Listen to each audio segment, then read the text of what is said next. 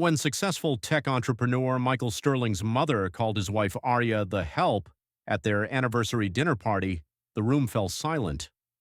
What nobody knew, not even Michael, was that Arya wasn't just his wife. She was the anonymous majority shareholder who'd been secretly funding his entire company for 3 years. The evening light filtered through the grand windows of the Sterling mansion as Arya carefully laid out legal documents on her vanity table. Her reflection stared back at her from the antique mirror, a beautiful black woman with intelligent eyes that held secrets worth millions. Tonight marked 3 years since she'd married Michael Sterling, the charming tech entrepreneur who had no idea his wife was the anonymous investor keeping his company alive. Arya picked up one particular document, her fingers tracing over the corporate letterhead that showed her ownership of 80% of Sterling Innovations through a web of carefully constructed shell companies. She'd inherited a vast fortune from her grandfather's real estate empire, but she'd chosen to live quietly, modestly, testing the character of those around her. When she met Michael at a coffee shop 4 years ago, she was drawn to his passion for technology and his genuine kindness. His struggling startup had potential, but it was hemorrhaging money, so she'd made a decision that would change both their lives forever. Using her financial expertise and network of lawyers, Arya had become Sterling Innovations' mysterious benefactor. Every time the company faced bankruptcy, anonymous investments would appear. Every time Michael needed capital for expansion, funding materialized from untraceable sources. She wanted to see if their love could survive without the complications of her wealth, and more importantly, she wanted to know if Michael would stand by her when things got difficult. Tonight, as she prepared for their anniversary dinner party, Arya wondered if she'd made the right choice. 3 years of watching Michael's mother Patricia treat her with barely concealed contempt. 3 years of being made to feel like an outsider in her own marriage. 3 years of Michael's uncomfortable silence whenever his family's classism reared its ugly head. The Sterling family mansion buzzed with activity as staff prepared for the evening's celebration. Patricia had insisted on hosting the anniversary party herself, claiming it was a family tradition. What she really meant was that it gave her another opportunity to remind everyone, especially Arya, exactly where she stood in the Sterling hierarchy. Arya chose a beautiful but understated dress for the occasion, something elegant but not flashy.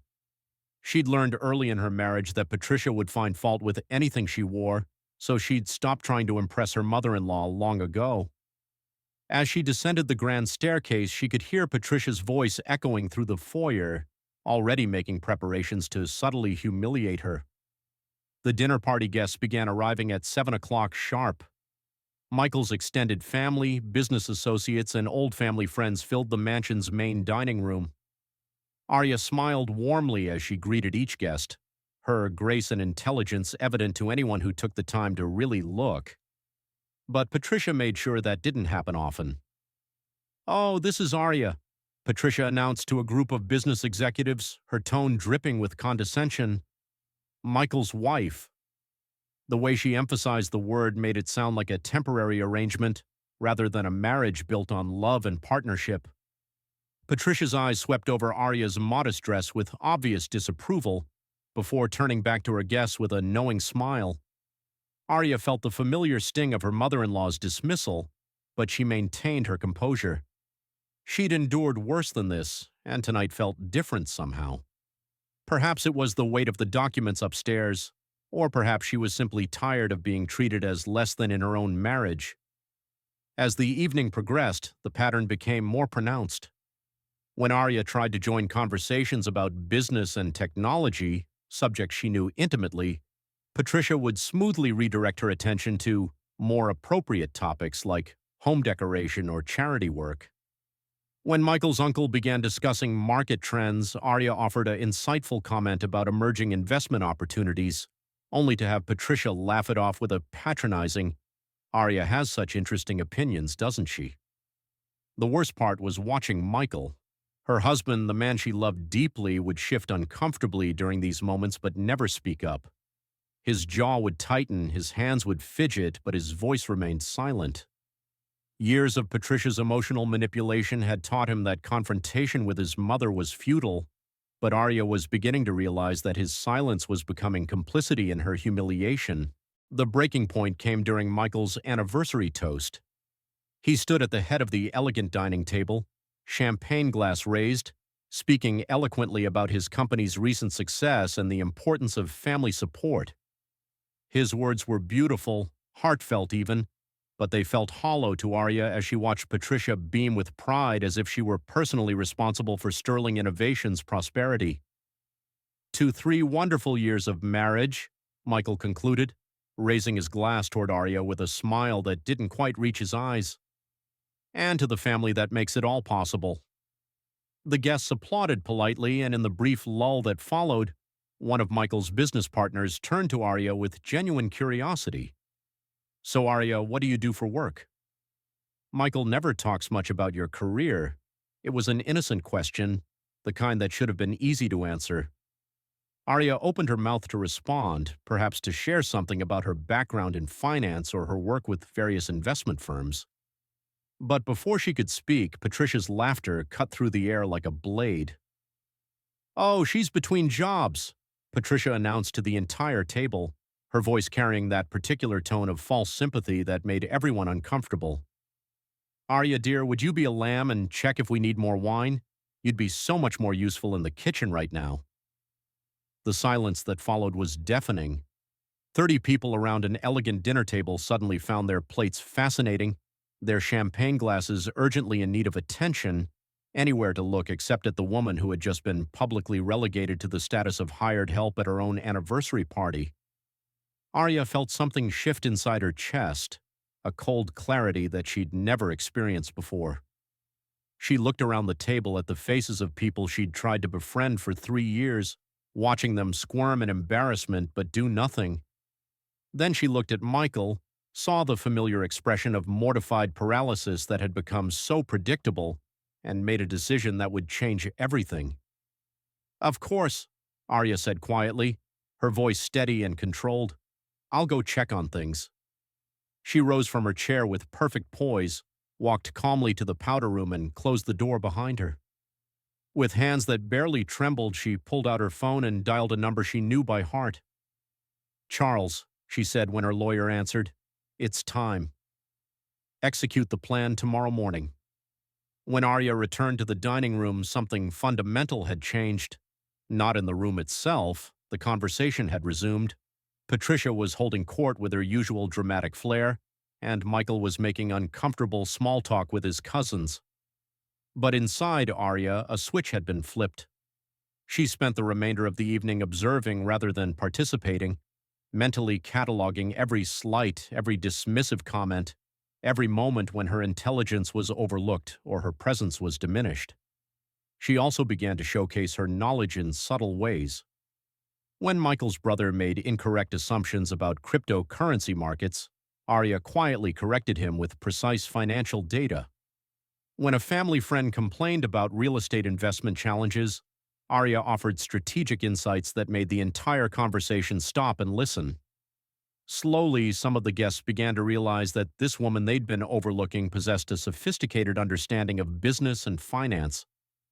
The evening took an unexpected turn when Patricia, perhaps stressed from the pressure of hosting and maintaining her performance of superiority, suddenly clutched her chest and began breathing rapidly. The dramatic woman who had commanded the room moments before was now struggling with what appeared to be a panic attack, and everyone froze in uncertainty. Everyone except Arya. Without hesitation, she moved to Patricia's side with professional calm and authority that surprised everyone present. "Patricia, look at me," she said firmly but kindly. "You're having a panic attack. I need you to breathe with me." She guided her mother-in-law through controlled breathing exercises, while simultaneously coordinating with the staff to clear space and call for medical assistance. For 20 minutes, Arya took charge of the entire emergency with the skill of someone trained in crisis management. She managed the crowd, communicated with paramedics, and provided comfort to a woman who had spent years making her life miserable. When Patricia's breathing finally stabilized and the medical team determined she was going to be fine, the entire room looked at Arya with new respect. Michael stared at his wife as if seeing her for the first time, This was the woman he'd married, the woman whose intelligence and strength he'd fallen in love with, but somehow he'd allowed his family to make her invisible in her own home. The guests departed with subdued goodbyes, many of them approaching Arya to thank her for her quick thinking and express admiration for her grace under pressure. Patricia, exhausted and embarrassed by her vulnerability, managed a quiet "thank you" before retreating to her room. For the first time in 3 years, she looked at Arya without condescension in her eyes. Michael and Arya cleaned up in relative silence, both processing the events of the evening in their own way. When Michael tried to apologize for his mother's behavior, Arya simply nodded and said, "We'll talk tomorrow." There was something in her tone that made him realize tomorrow was going to be different from every other day of their marriage. The next morning, Michael woke to find legal documents scattered across his home office desk. His coffee grew cold as he stared at papers he didn't remember leaving there, corporate filings and investment records that made no sense. His phone rang before he could process what he was seeing. "Mr. Sterling," his lawyer's voice was urgent. "We need to meet immediately. Your company's majority shareholder has requested an emergency meeting. They want to discuss the future of Sterling Innovations." Michael's blood ran cold. The mysterious investor who had been keeping his company afloat had always remained anonymous, communicating only through lawyers and financial intermediaries. If they were requesting a face-to-face meeting, it could only mean one thing: they were pulling out. His company, his life's work, was about to disappear. An hour later, Michael sat in the conference room of Philadelphia's most prestigious law firm, his palms sweating as he waited to meet the person who held his future in their hands. When the door opened, his world tilted on its axis. Arya walked into the room wearing a perfectly tailored business suit, her hair pulled back in a professional style that made her look like the powerful executive she had always been. She took her seat at the head of the conference table with the confidence of someone who belonged there, and for the first time in 3 years, Michael saw his wife as she truly was. "Hello, Michael," she said quietly. "I believe we need to discuss Sterling Innovations." The revelation unfolded like a perfectly orchestrated business presentation. Arya methodically walked him through 3 years of financial records, showing him every anonymous investment, every strategic decision, every moment when Sterling Innovations had been saved from bankruptcy by her careful intervention. She'd used her grandfather's vast real estate fortune to create a network of shell companies and investment vehicles, all designed to support Michael's dreams while protecting her own identity. "I wanted to know if you could love me for who I am," she explained, her voice steady but sad. "Not for what I have. I wanted to see if our marriage could survive when things got difficult, if you would stand up for me when I needed you most." The weight of her words hit Michael like a physical blow. While he'd been struggling to keep his company alive, working 18-hour days and losing sleep over financial projections, his wife had been the invisible hand guiding his success. While he'd been too weak to defend her against his family's cruelty, she'd been ensuring his dreams could come true. Arya slid 2 sets of documents across the polished conference table. "These are divorce papers," she said matter-of-factly, "and these are buyout agreements for Sterling Innovations.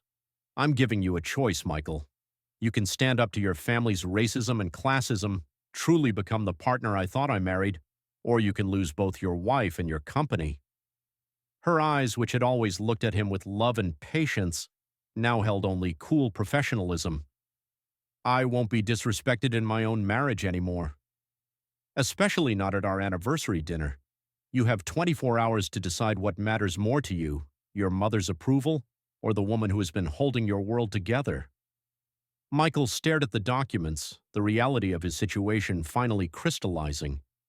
He thought about 3 years of watching Arya endure his family's cruelty in silence.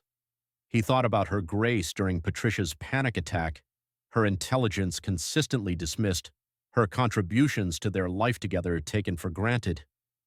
He thought about the woman he'd fallen in love with and realized he'd been failing her every day since their wedding. That evening, Michael returned home to find Patricia recovering in the guest room, still shaken from the previous night's medical scare. For the first time in his adult life, he looked at his mother not as the dominant force who had shaped his entire existence, but as a woman whose prejudices had nearly cost him everything that mattered. "Mother," he said, sitting in the chair beside her bed, "we need to talk about Arya."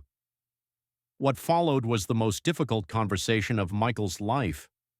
He told Patricia about Arya's true identity, about the fortune she'd inherited and chosen to hide, about the way she'd single-handedly saved their family's legacy while being treated like an unwelcome stranger in her own home.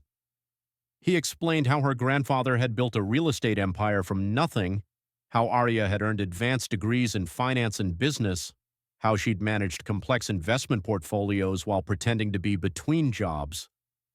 Patricia listened in stunned silence as her son revealed that the woman she dismissed as beneath their family status was actually one of the most powerful people in Philadelphia.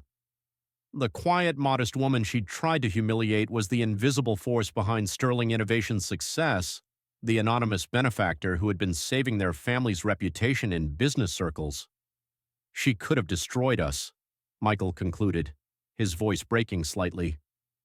"After everything we put her through, she still saved my company. She still took care of you during your panic attack. She still chose love over revenge, even when we didn't deserve it." For the first time in decades, Patricia Sterling was speechless.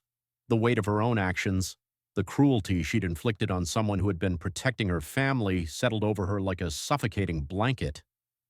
The next morning, Michael made his choice. Instead of signing either set of documents Arya had presented, he arranged for the entire extended Sterling family to gather in the mansion's main parlor. With Arya seated beside him, he stood before the same people who had witnessed her humiliation just 2 days before. "I need to make something clear to all of you," Michael began, his voice stronger than it had been in years. "My wife Arya is not just the woman I love. She is the majority owner of Sterling Innovations. For 3 years, she has been the anonymous investor keeping our company alive, and by extension, maintaining the financial stability that benefits all of our families." He watched faces change as the implications sank in. The cousin who had dismissed her opinions on market trends, the uncle who had talked over her during business discussions, the family friends who had treated her like an outsider, all of them suddenly realized they'd been condescending to one of the most powerful people in the room. "More importantly," Michael continued, "she is my wife, my partner, and the most intelligent person I know. The way she has been treated in this family is unacceptable, and it stops today. Anyone who cannot treat Arya with the respect she deserves is no longer welcome in our lives." Patricia, still weak from her recent health scare but determined to make amends, slowly stood up. The proud woman who had never apologized for anything in her life walked across the room to where Arya sat watching the proceedings with quiet dignity. "I owe you more than an apology," Patricia said, her voice thick with emotion. "I owe you my son's happiness, my family's financial security, and probably my life after what happened last night. I have been cruel, prejudiced, and blind to who you truly are." Arya looked up at her mother-in-law, seeing genuine remorse for the first time. "Patricia," she said softly, "I never wanted your apologies. I just wanted to be treated like family. The transformation didn't happen overnight, but it did happen." Over the following months, Arya stepped out of the shadows to take her rightful place as co-CEO of Sterling Innovations. The company flourished under her open leadership, growing from a struggling startup to a major player in the tech industry. Her strategic vision and financial expertise, no longer hidden behind anonymous investments, drove unprecedented expansion and success. Patricia, humbled by nearly losing her son and learning the truth about the woman she'd wronged, began to see Arya through different eyes. She discovered that her daughter-in-law was not only brilliant in business, but also generous, kind, and forgiving in ways that Patricia had never bothered to notice. Slowly, carefully, they began building the relationship they should have had from the beginning. Michael learned what it meant to be a true partner, not just in love, but in life. He watched Arya transform Sterling Innovations with innovations he never could have imagined, saw her command boardrooms with the same grace she'd shown during family dinners, and realized that her quiet strength had been there all along, waiting for him to be worthy of it. 6 months later, at Sterling Innovations' annual shareholders meeting, Michael introduced his co-CEO to a room full of investors and industry leaders. "I'd like you to meet Arya Sterling," he said with pride evident in every word. "The brilliant woman who built this company into what it is today, and the best decision I've ever made in my life." As applause filled the conference room, Arya smiled. Not the careful, measured smile she'd worn for 3 years of family gatherings, but the radiant, confident smile of a woman who had finally stepped into her power. She had tested love and found it wanting, but she had also found that sometimes love could learn to be better. The story of Arya Sterling became legendary in Philadelphia business circles, not because of her wealth or her success, but because of the quiet dignity with which she had endured disrespect and the grace she had shown in revealing her true power. She had proven that sometimes the most powerful person in the room is the one everyone underestimates, and that true strength isn't about demanding respect, but about choosing when and how to claim it. Never judge someone by their silence, because they might be the very person holding your world together. And sometimes the greatest act of love is not protecting someone from the consequences of their choices, but giving them the opportunity to make better ones.